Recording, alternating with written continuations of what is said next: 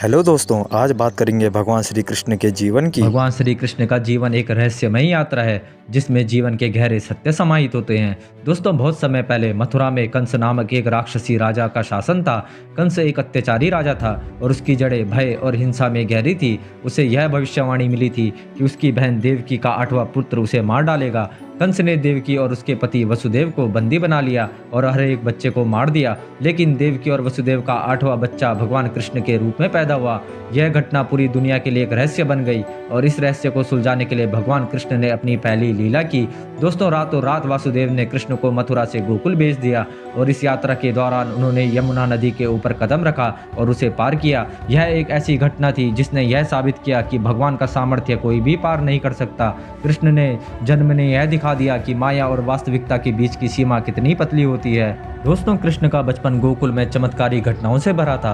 वह न केवल माखन चुराते थे बल्कि गोवर्धन पर्वत भी उठा सकते थे। एक दिन गोकुल में भारी बारिश होने लगी और सभी लोग डर गए। इंद्रदेव ने गोकुल पर मूसलाधार बारिश गिरा दी थी ताकि गांव वालों को परेशान किया जा सके।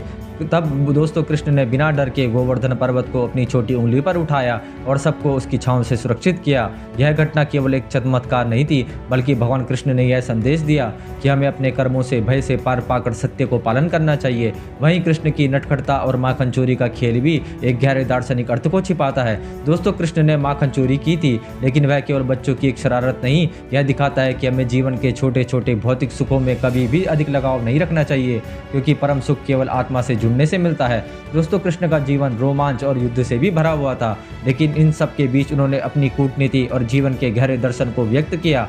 महाभारत के युद्ध के समय अर्जुन ने कृष्ण से पूछा, क्या हमें युद्ध करना चाहिए? कृष्ण ने उसे गीता के माध्यम से समझाया कि जीवन में जब भी संघर्ष आए तो हमें अपने कर्तव्यों को निभाना चाहिए, लेकिन इसका उद्देश्य कभी भी व्यक्तिगत स्वार्थ नहीं होना चाहिए। यह संवाद कर्मयोग का गहरा संदेश देता है। कभी भी फल की चिंता किए बिना अपना काम करो, यही सत्य है।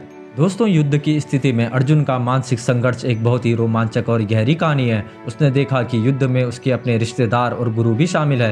कृष्ण ने उसे यह सिखाया कि जीवन में संघर्षों से भागना नहीं चाहिए बल्कि उन्हें धैर्य और साहस के साथ सामना करना चाहिए। जो होने वाला है वह होगा, तुम बस अपने धर्म निभाओ। कृष्ण के इन शब्दों में जीवन के सच्चे अर्थ का रहस्य था।